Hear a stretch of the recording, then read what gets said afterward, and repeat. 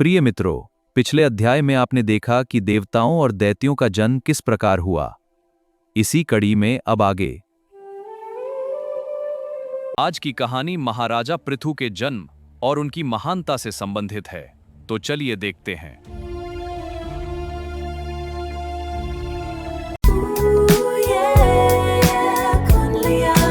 Sunrise paints the highest peak, a whispered promise that we keep.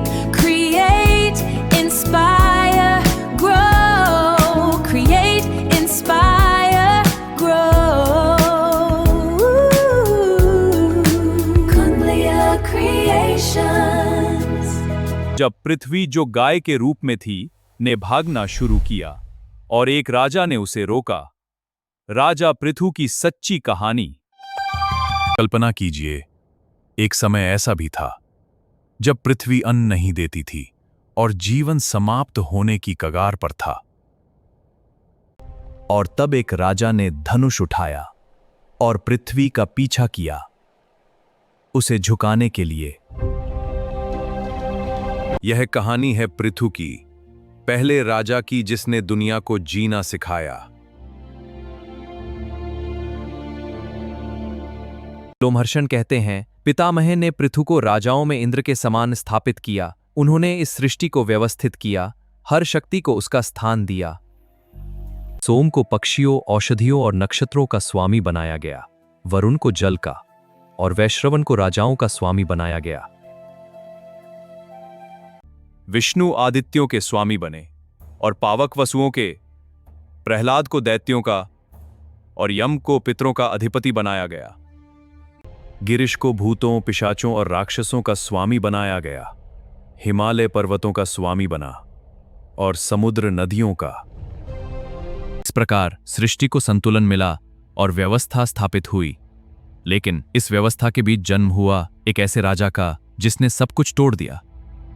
वह था win, जिसने धर्म, यज्ञ और देवताओं को नकार दिया। उसने आदेश दिया, अब कोई यज्ञ नहीं होगा, कोई आहुति नहीं दी जाएगी। देवता शक्तिहीन हो गए और प्रजा दुख में डूब गई। महर्षियों ने उसे समझाया, लेकिन उसका अहंकार अंधा हो चुका था। वह बोला, मैं ही धर्म हूं, मैं ही यज्ञ हूं। उसके इस अहंकार ने विनाश को जन्म दिया। क्रोधित ऋषियों ने उसके शरीर का मंथन किया। पहले निकला अंधकार, फिर निकला प्रकाश। वेन की भुजा से जन्म हुआ पृथु का।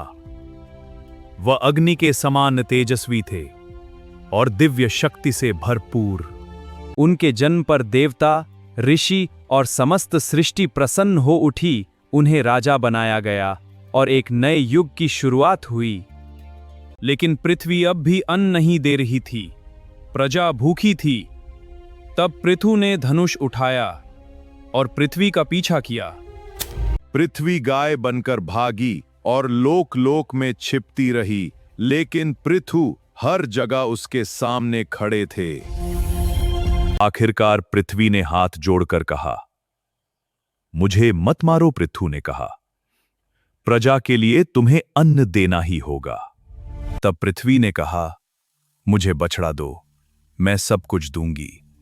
तब पृथु ने मनु को बछड़ा बनाकर पृथ्वी का दोहन किया और पहली बार पृथ्वी से अन्न, औषधि और जीवन उत्पन्न हुआ। यही कारण है कि इस पृथ्वी को पृथ्वी कहा जाता है, उस महान राजा के नाम पर। अगर आप ऐसे ही रहस्यमयी और शक्तिशाली ज्ञान जानना चाहते हैं तो अभी सब्सक्राइब करें, क्योंकि इसका अगला भाग आपकी सोच बदल देगी।